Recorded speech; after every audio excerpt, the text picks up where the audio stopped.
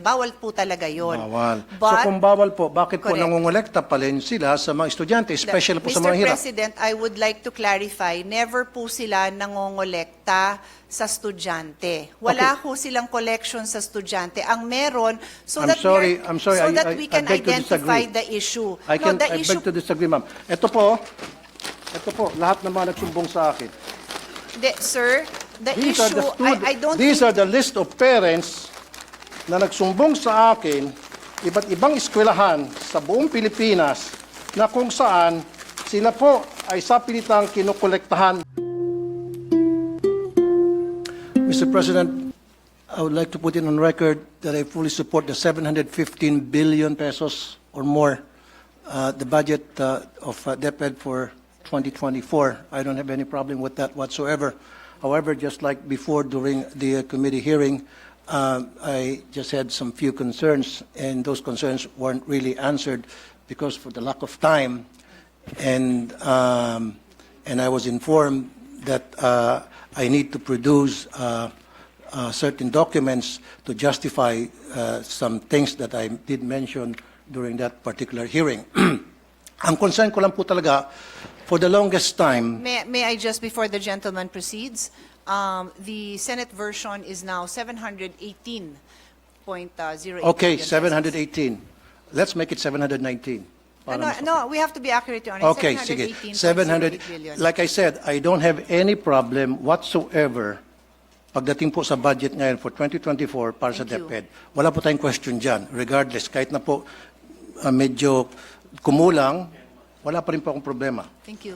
Para maging klaro po tayo.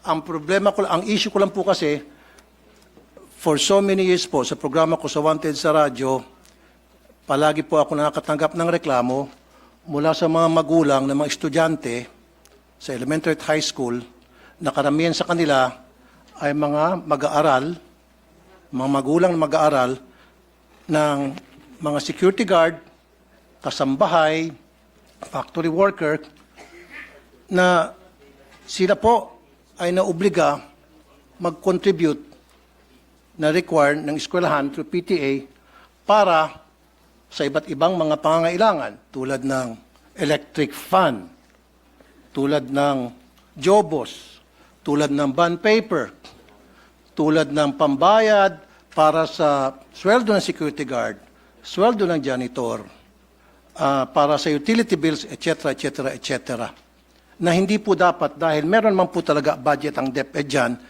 through the MOOE. Now, paano po nakukolekta itong perang ito? Para magkaroon po tayo ng idea lahat.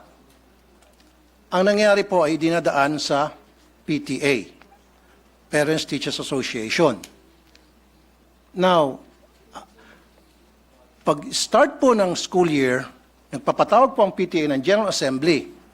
At pagdating po dun sa General Assembly, magbobotohan sila muna ng mga officers. Right after na maboto po yung officers, ang next agenda agad ay maghahanap sila ng proyekto, kailangan nila mag-identify ng proyekto para sa eskwelahan. At ano po yung mga proyektong yon? Yun po yung mga gastusin na akin pong binanggit. Okay.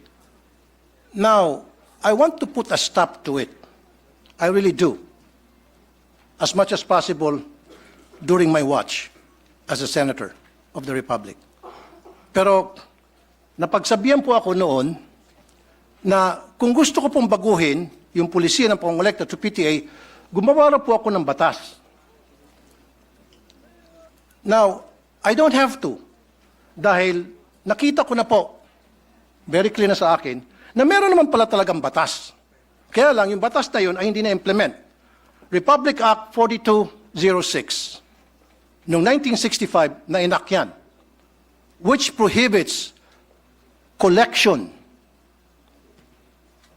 and even voluntary or otherwise from elementary schools sa public schools, except for Red Cross, except for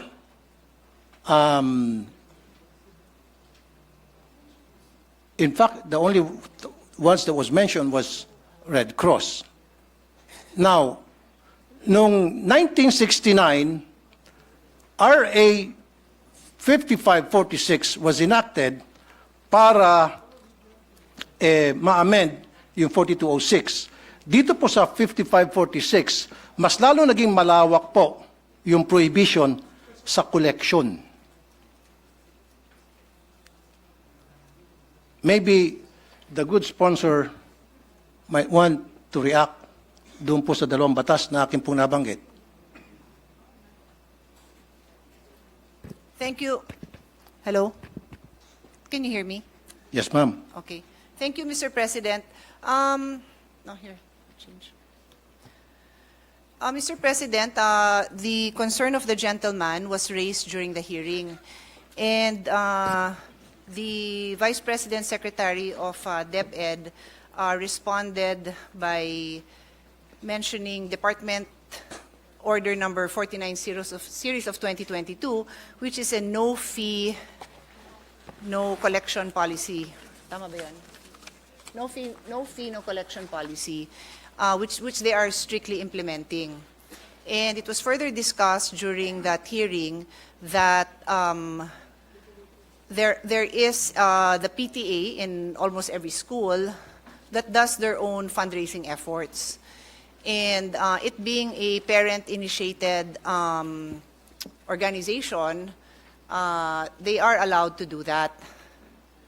So, in connection with the law that His Honor pointed out, that is exactly consistent with the department order of the department. But the which is a department no order colle- cannot if I may- supersede. if I may just right, continue, sorry, Your sorry. Honor. Okay. So the department order has the very same policy. No fee, no collection. The department and all their subordinates, meaning the teachers, are not allowed to initiate or to tolerate these collection efforts. But this does not prevent the parents from having their own fundraising. This system has been practiced for decades. Ayan, finally lumakas. This system has been practiced for decades, and it has been a private initiative of the parents that has allowed many projects to see the light. No? Anything from gate, fencing, gardening, events. It's a PTA initiative, and I think that's why it was mentioned that if there is a desire to change that policy, there must be a law, because currently the DepEd order is consistent with the existing law mentioned by His Honor.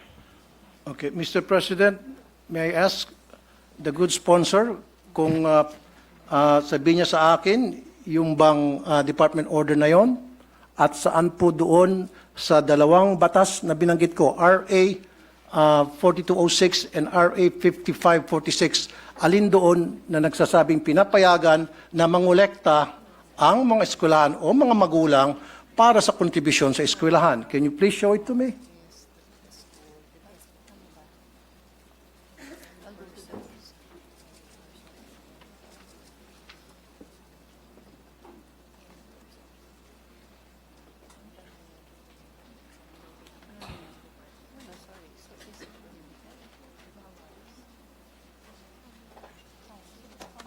Maybe I can help the good sponsor para mas mapabilis tayo rito, if she will allow me to.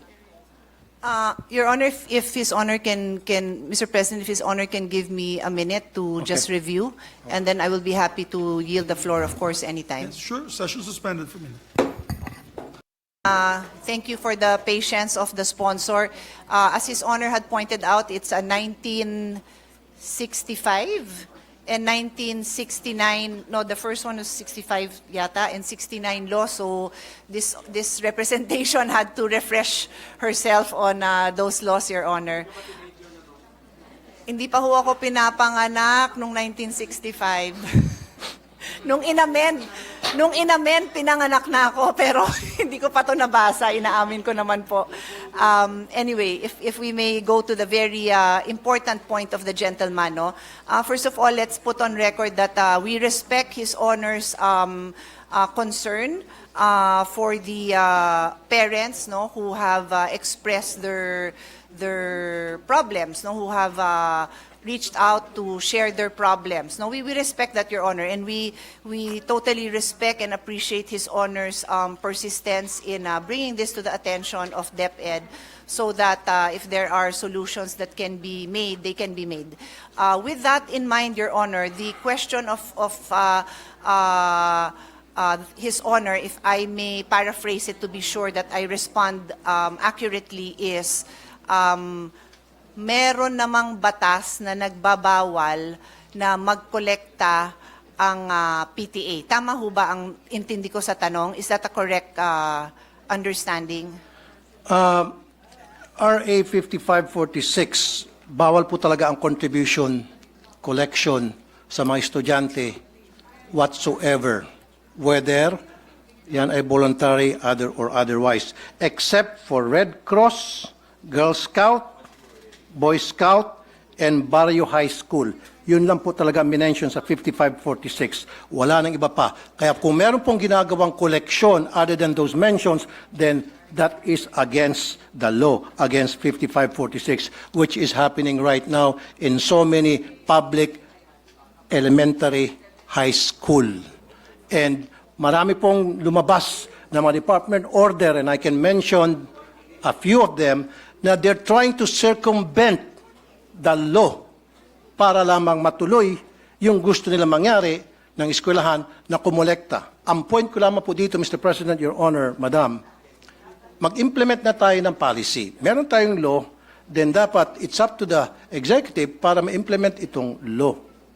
Because the last time I was informed na gumawa ako ng batas para ma-implement na raw, mag-implement ng batas. Nagagawin ko, I don't have to because meron na palang dalawang batas, Your Honor. Yes. Your Honor,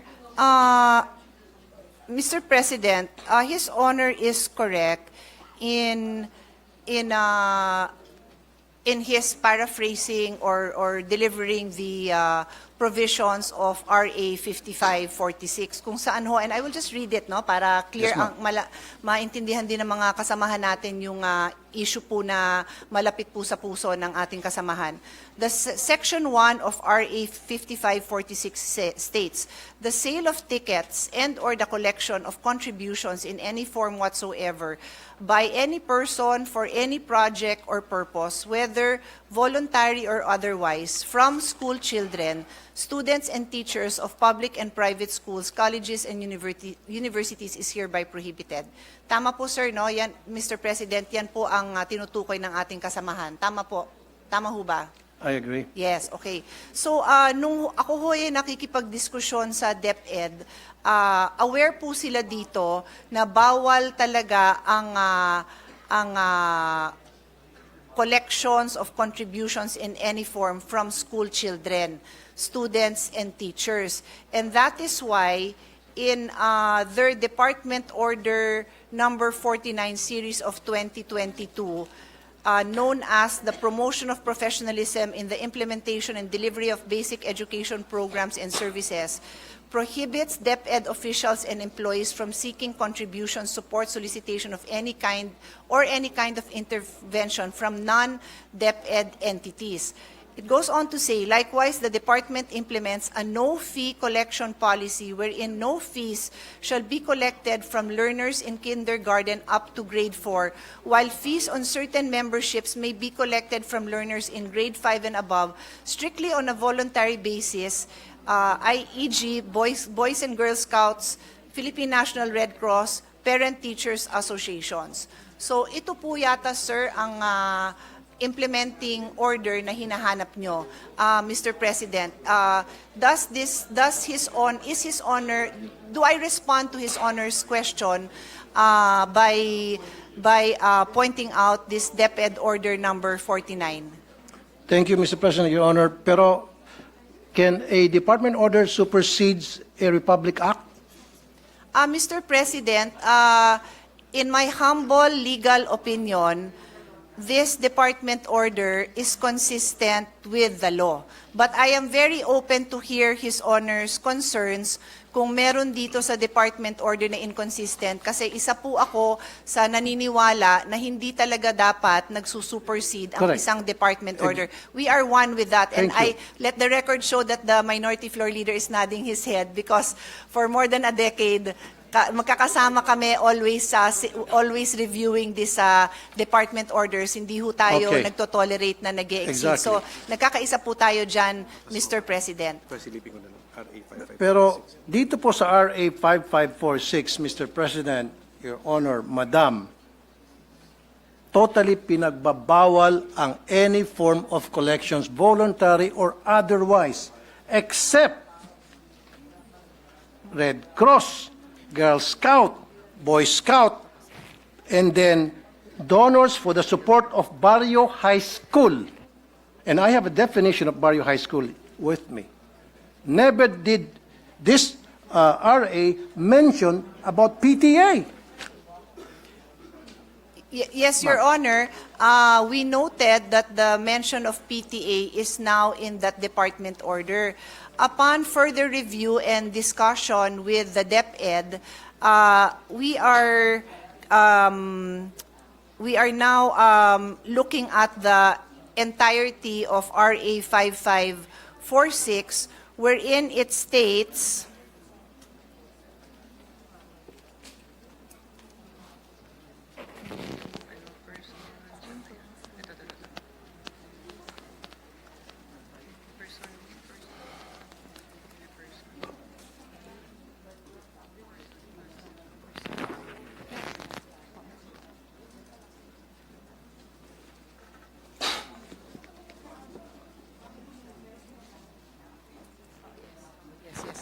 Yes. Thank you. Mr. President, when we look at RA 5546, Section 1, and I will read it again, the sale of tickets and/or the collection of contributions in any form whatsoever by any person for any project or purpose, whether voluntary or otherwise, from 1, school children, 2, students, and 3, teachers are hereby prohibited. So in the case of the PTA, Your Honor, what has been the policy of DepEd since 1969, just to be clear, it is not the policy of this administration alone, but since 1969, minana nila ang policy, is that there is a total ban on collection from the children, the school children, the students, and other teachers. But they recognize PTA as a separate entity that on their own have their own rules and guidelines, and may on their own come up with fundraisings that are voluntary in nature. Fundraisings. Okay. Well, Can you- just to be clear, Your Honor, Okay. that is my own choice of words, That's Mr. your own choice of President, words. yung fundraising. No? I Okay. use it generically po, Madam, Mr. President. meron ba diyang batas na kung saan, batas tayo, dinidefine ang meaning and function ng PTA? Alam niyo po ba yun? Dito na meron? sa RA 5546, wala hong banggit Wala. ng PTA. Tama. Wala Pero po. I will ask DepEd if there are No, any don't other. ask DepEd. Ako I na pong don't bahala. need to know. Okay. Ako nang bahala. Yes, Mr. President. PD 603, December 10, 1974, dinefine ang meaning ng PTA. At nowhere here na nagsasabi ang PTA pwedeng mangolekta. Ang sinasabi rito, ang PTA isang programa, samahan, na para tulungan ng mga estudyante sa kanilang academic performance. Kung ano mga problema ng estudyante, anong problema ng mga magulang at teachers tungkol sa estudyante to enhance their participation sa eskwelahan, yun po yung purpose. Look at PD 603, ma'am. I'll give you a minute. PD 603, December 10, 1974. It is a forum being provided by the law para yung mga magulang at ng mga estudyante at guro ay magkaroon ng pagkakataon mapag-usapan yung welfare ng mga estudyante. Yung pong pinakabuod.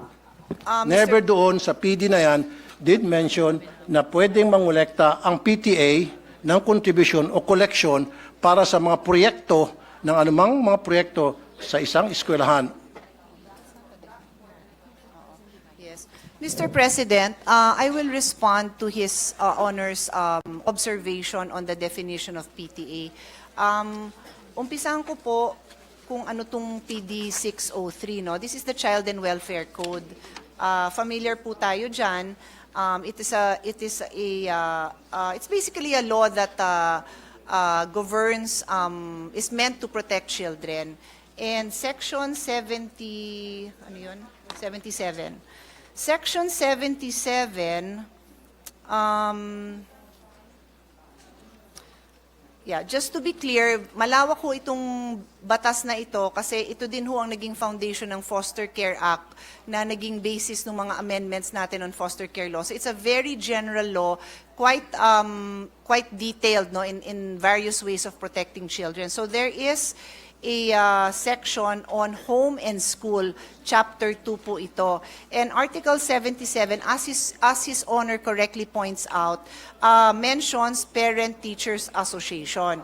It states every elementary and secondary school shall organize a Parent-Teacher Association for the purpose of providing a forum for the discussion of problems and their solutions relating to the total school program and for ensuring the full cooperation of parents in the efficient implementation of such programs. All parents who have children enrolled in a school are encouraged to be active members of its PTA and to comply with whatever obligation and responsibility such membership entails. Parent-teacher associations all over the country shall aid the municipal and the local authorities and school officials in the enforcement of juvenile delinquent control measures and in the implementation of programs and activities to promote child welfare. Mr. President, in response to His Honor's concern or conclusion that the Parent-Teachers Association do not have the authority to collect. Tama ho, no, sir? Mr. President, that is the question, no? That the Parent-Teacher Association, by definition here in PD 603, do not have the authority to collect. That is the question, Let correct? me rephrase what I said. Mr. President, Your Honor, I want a clear definition in our law that states that the PTA is allowed to collect contributions, voluntary or otherwise, saan po sa ating konstitusyon, saan po sa ating batas. Yun po gusto ko para maging malinaw po sa atin lahat. Yes, Dapat po understood. nandito, meron po ba?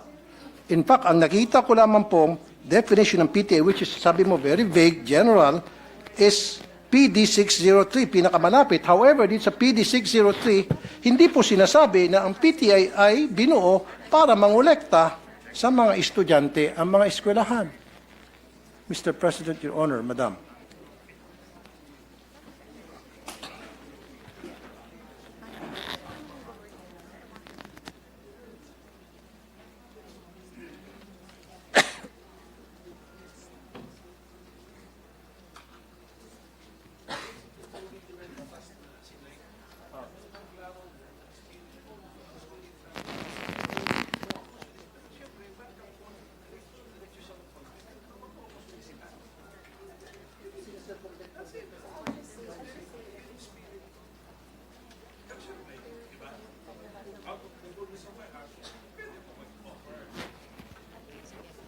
Mr. President, I just needed to confer with DepEd if tama po ang intindi ko. So in Article 77 of PD 603, which I had just read into the record, as I said, it states there that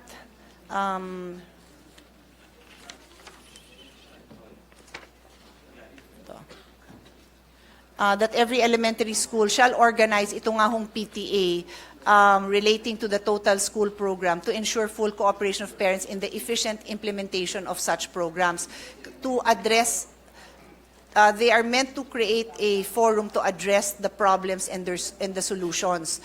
So the practice of DepEd has been to support to allow the PTA to follow the mandate of Article 77, and if they need to raise funds to be able to address these problems and solutions, including the implementation of the programs, then they are governed by their own guidelines in implementing those I'm programs, sorry, Mr. including yung at tapusin ko lang po, Sige po. including yung fundraising. Yan po ang naging practice ng DepEd since 1969 po. Practice is different from what the law says. You can practice anything you want. Pwede mag-practice ang DepEd. Lahat ng klaseng practice na gusto nila.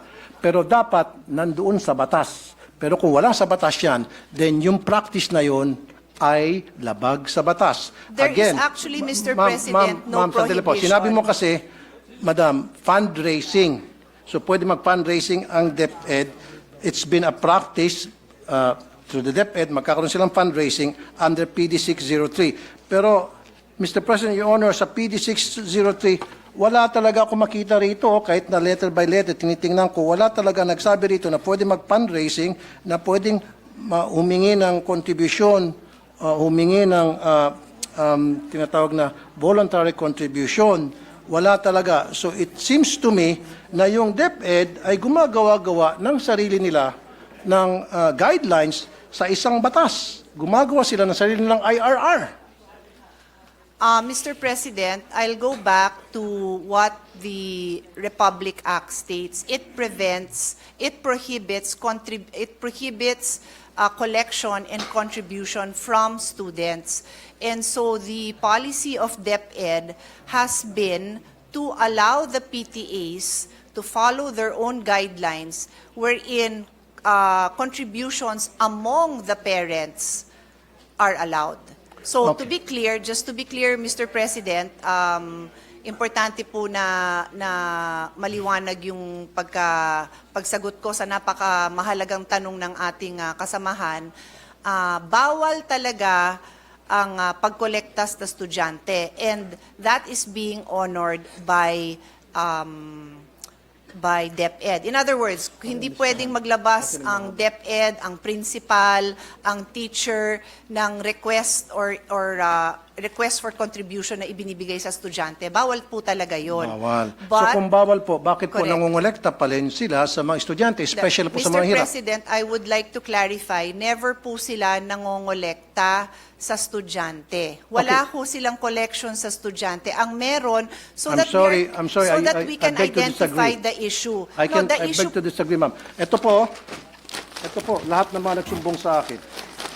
Sir, the These are issue, I don't These think, are the list of parents na nagsumbong sa akin, iba't ibang eskwelahan sa buong Pilipinas, na kung saan sila po ay sapilitang kinukolektahan ng mga electric fan at kung ano pang mga gamit sa eskwelahan, na meron man pong budget sa MOE ang DepEd for those things.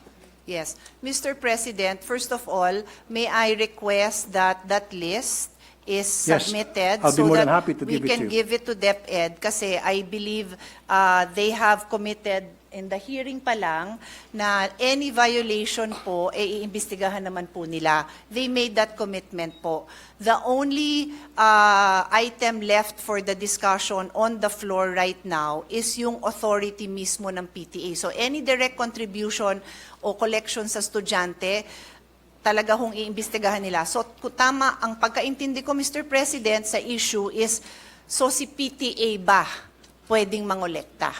And ang sinasabi po sa atin ng DepEd, the policy since 1969 has been to recognize the PTA's authority to decide among themselves. They have their own rules, they have their own guidelines to do their fundraising, that is a generic term that I'm using, among the parents. Hindi to sa bata, hindi apektado yung pagpasok ng bata, hindi apektado ang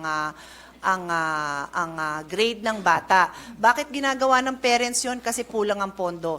Yung sinabi ng ating kasamahan na Nasa MOOE yan, meron yan pambili ng electric fan. Idagdag ko na rin doon, ano yung mga kakulangan, di ba? Yung pagpaganda ng garden, driveway, entrance, kung ano pa man. Lahat naman po yan nilalagyan ng MOOE. Pero if I may call the attention of our chairman, talaga naman wala na ho tayo, nagbibigay ho tayo ng maraming pondo, but hindi ho talaga nakokompleto, no? In fact, ako na magsasabi, because baka may magtanong, yung mga repairs, no? Pagpalagay mo ng may electric fan dun sa loob ng classroom, o di kaya yung picture na pinakita ni Senator Bongo, medyo bumagsak yung kisame. Lahat po yon falls under repairs of basic facilities. Pero natanggalan po yan ng pondo, na ilipat po sa ibang pondo yan, hindi ho ng Senado. So may mga issue pong ganyan. I think, I want to assure our colleague that hanggat makakaya, sinusuportahan ng ating chairman yung ating recommendation to increase the MOOE. So that basic principle, I think everyone in the Senate supports His Honor, na mapondohan sana ng lahat na yan.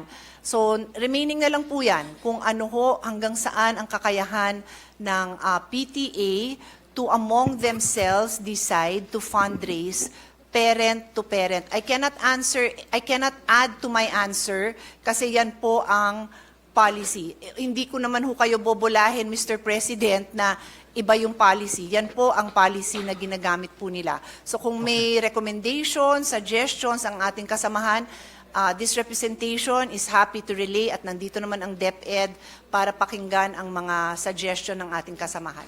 Thank you, Mr. President. Thank you, the good sponsor, Honorable Congresswoman Pia Cayetano, Senator Pia Cayetano, sorry. Thank you.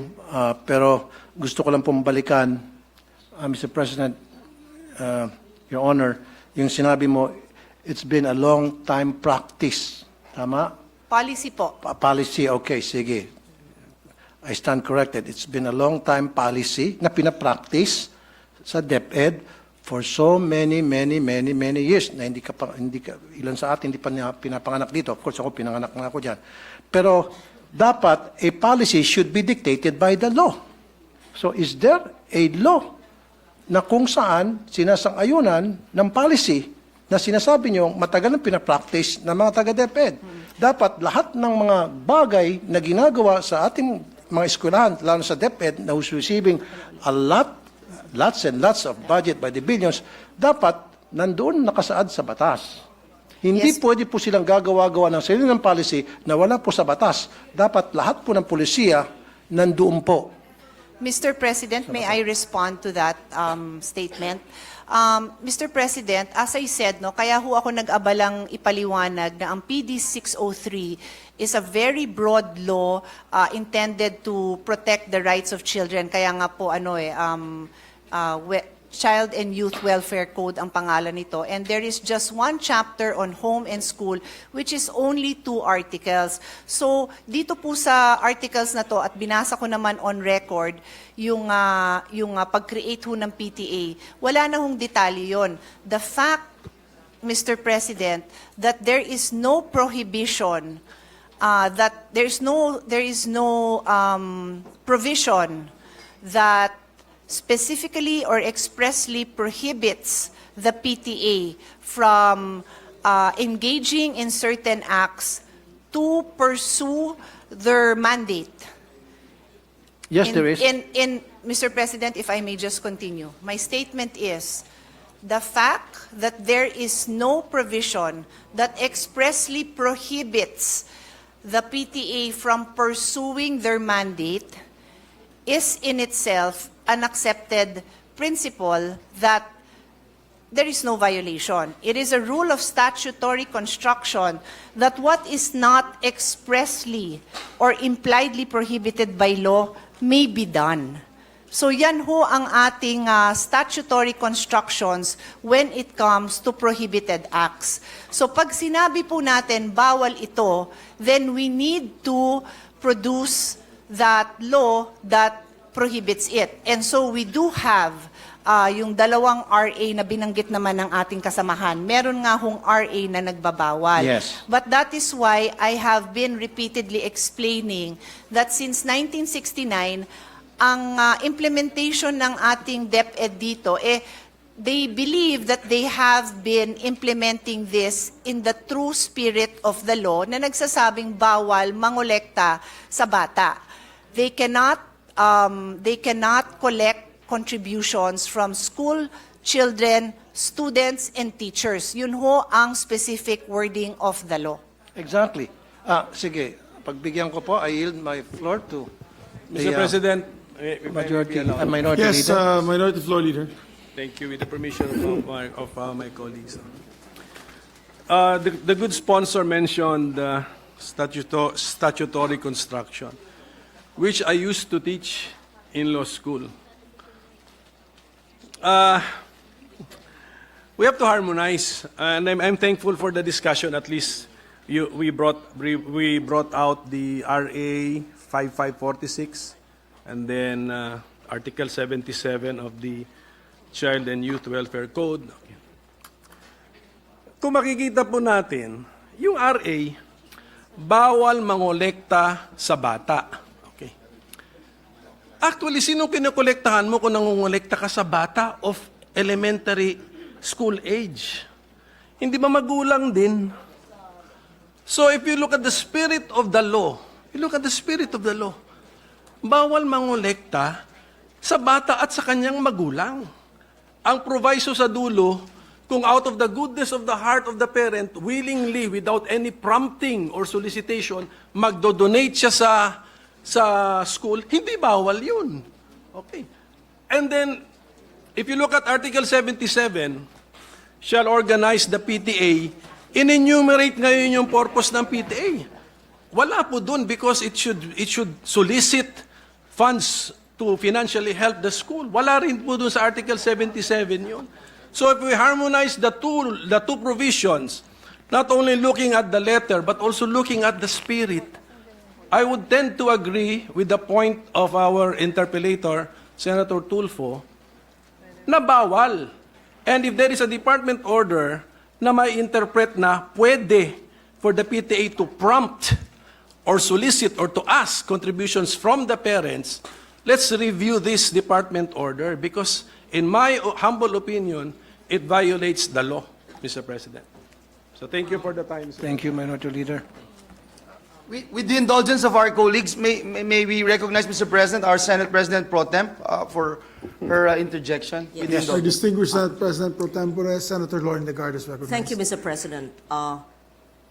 May I humbly suggest that since the GAA is the most important piece of legislation, it may be applicable only for the next 12 months, however, but you can keep on making it a special or a general provision.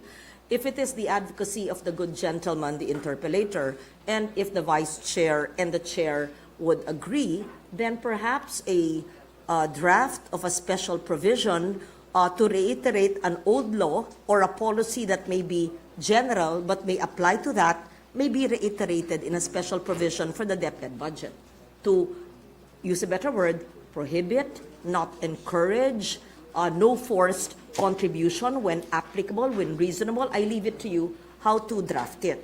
If, based on the conversations, discussions I've been hearing, while it is a very important thing and there are many other issues in the education sector, perhaps the way forward for the solution would be a special provision, if the chair and the vice chair would agree. That would refer to policies, department orders, and the old law from the 1970s, which I heard. So that's my humble suggestion, Mr. President. How that provision will sound, will be drafted, I leave it to the body. But it may prohibit or not, at least not encourage the contribution, especially from the poor families. Libre na nga ang matrikula, pero kung yung hinihingi ng contribution ay higit pa sa libreng matrikula, kawawa rin naman. So pwede natin gawin parte yan ng ating batas na ginagawa. Thank you, Mr. President. Yeah, thank you, Senator Lauren Legarda. In fact, if I may quote Yusek Poa, sabi niya nung last hearing, Doon naman po sa overall efforts, as you know, school-based feeding program is actually one of the ways na hindi napapansin, pero ito po yung ways to prevent yung ating mga dropouts, unquote. And I agree. And that's very commending. Pero it defeats the purpose na para hindi po magkaroon ng dropout, para ma-entice yung mga magulang na mga mahirap, ng mga estudyante, mga mahirap na magulang na may mga estudyante, na papasukin sa eskwelahan ng kanilang mga estudyante dahil wala nang makain sa bahay. Di ba? Para naman mabusog pagdating sa eskwelahan. Pero pagdating naman sa eskwelahan, kokolektahan mo ng kung ano-ano. Then, yung iba pa nga sa kanila, yung mga sumbong sa akin, Sir, naglalakad na nga lang po ako, 2 kilometro, kasama pong aking tito. Wala po akong pampamasahe. Pudpud na nga po yung aking tsinela, sapatos. Pagdating doon sa school, ine-expect kami po ay magbigay ng para sa electric fan. Ito pa po, para sa kalaman ng marami. Kuminsan, pinapahiya pa po yung mga estudyante. Nagkakaroon po ng group chat. Nakalista doon sa group chat, sino-sino yung mga nagbigay at sino-sino pang hindi nakapagbigay. So yung mga hindi nakapagbigay, peer pressure, it's either gagawa ng remedyo para makapagbigay, masama sa listahan, matanggap ng grupo, or hindi na napapasok kasi napapahiya sila, magda-drop out na lang. Sayang yung feeding program. So, what I'm trying to say here, Mr. President, napakasimple lang naman eh. Okay lang may PTA. In fact, wala akong wala akong against it sa PTA. Use it properly. Dapat yan, talagang nababantayan ng DepEd. Dapat yung PTA, gamitin lamang yan para pag-usapan po yung pong mga problema ng mga estudyante at mga guro para tingnan at i-monitor yung mga activities ng mga estudyante, yung kanilang academic performance. And this is the truth. Your Honors, siguro meron kang estudyante sa public school, may anak ka ba? Maybe wala. Or maybe may staff ka na nag-aaral sa public school because marami akong staff nag-aaral sa public school here in the Senate saka sa RTIA at lahat sila nagsasabi na talagang pinipilit yung kanilang mga estudyante magbigay sa kontribusyon. Pag hindi ka nag-contribute, anong consequence? Hindi ka na maging paborito ng teacher. Ikaw ay pwedeng maiwan, ikaw ay mag-scrub ng sahig. Ikaw ang mag-erase ng mga nakasulat sa blackboard. Marami pa pagawa sa iyo. Pero kung ikaw nag-contribute, go home ka na, maganda pa ang grades mo. Yan po ang madalas na mangyari sa iba't ibang mga eskwelahan. At yan po'y documented. At yan po'y in-interview ko po lahat ng mga staff ko na may mga estudyante sa public school na nire-require po talaga sa PTA pa lamang, binoboto na agad kung ano yung mga pwedeng ma-contribute, anong pwedeng may ayos sa eskwelahan. Just imagine, Mr. President, Your Honor, every single year, kailangan mag-contribute ang mga estudyante para sa electric fund. Kung ipon-ipunin natin yung contribution sa electric fund every year, siguro baka marami ng warehouse ng electric fund dyan sa DepEd, kung saan dinadala yung electric fund. My question also, Mr. President, Your Honor, di ba meron pong MOOE para dyan sa electric fund na yan? Ba't kinakailangan pa pagbayarin yung mga estudyante sa electric fund, sa jobos, sa pintura, sa bond paper, maging sa, ito pa po, sweldo sa security guard, sweldo sa janitor, pati ba naman sa kuryente. And I understand, Mr. President, Your Honor, Madam, meron po tinatawag na Special Educational Fund, ang LGU. In fact, ang LGU nagbibigay din ng pera sa DepEd, Mr. President. Sana pupunta yung SEF. Now, my question is, maari siguro ang problema hindi nakakarating sa mga eskwelahan ang MOOE. Saan na pupunta yung MOOE? Kailangan siguro i-audit natin yung MOOE. Yan po ba ay nakakarating ng tama o baka naman nakakarating sa mga eskwelahan pero hanggang sa principal lang? Kaya may mga balita, si principal, magagandang mga bahay, magagandang mga sasakyan, pero sila teacher, kawawa. So si teacher gagawa ng remedyo at yun na nga, maningil sa mga estudyante. Kaya nga po, sabi pa nga ng mga nakakausap ko po, doon sa mga listahan, I think we interviewed more than 100. Sabi, kaya nga po kami pumunta sa public school dahil wala po kami pambayad sa private school. Sila po ay mga tricycle driver, pedicab driver, labandera, kasambahay, factory worker, na mga underpaid, na maliliit lamang sweldo. salamat nga sinabi ni Secretary Yusek Poa, and I commend you for saying that, yung programa nyo yan na merong feeding program para hindi na po tumaas pa yung cases ng dropout para ma-entice yung mga magulang na papuntahin sa eskwela ng kanilang mga estudyante dahil meron ng pagkain. Gutom kasi sila, kaya hindi sila pumapasok, pero kung bigyan mo ng pagkain, papasok na sila. However, pagdating naman sa school, yung libreng pagkain, parang siningil mo lang dahil pagbabayarin mo para sa kung ano ng contribution. Sir, ano po yung tanong nyo? I'm just making a statement, Mr. President, Your Honor, kung ano po yung sentimiento ng mga pumunta sa akin, mga magulang, libo na po, sinasabi po sa akin. So what I'm saying is, we have to stop this wrong policy na kung saan nagbabiolate ng law ang kung ano-ano pong department order na ipinapalabas po ng DepEd para lamang pipilitin na makakolekta sa mga estudyante. Sabi pa nga ni Minority Leader Coco Pimentel, pag kinolekta mo estudyante, wala naman pera yung mga estudyante, parang sino kinukolektahan mo talaga? In essence, yung mga magulang. So, for me, change that policy. Huwag na tayo mangolekta. Zero collection na talaga, voluntary or otherwise, tulad na nakalagay sa batas. Okay? Except for Red Cross, Girl Scout, Boy Scout, and Barrio High School. Let's stick to what the law says. Stop na natin yan. Huwag na tayo magpalabas ng mga department order para we try to circumvent the law para makakolekta. Tuloy, ang duda nito mga magulang, baka siguro gusto nilang magpalabas ng kung ano mga department order para makakolekta sapagkat gusto nilang yung MOE hindi na makarating sa mga eskwelahan.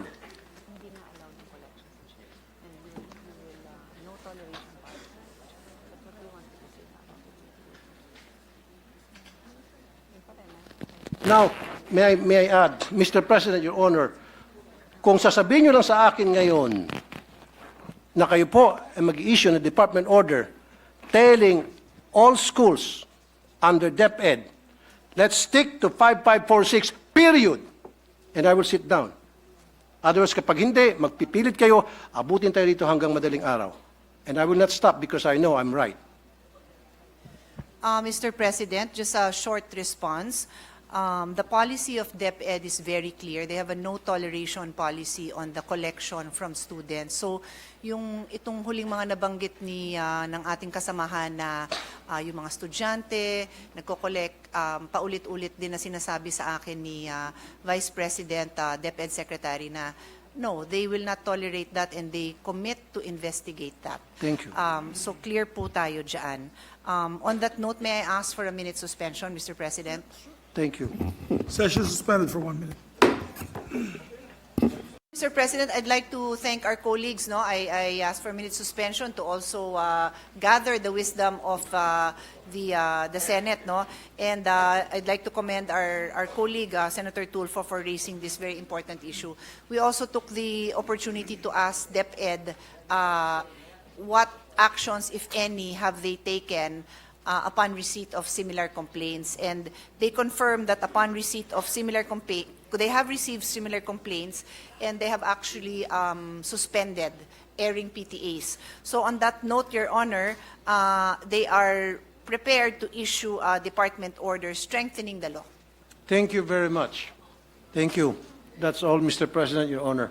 Thank you.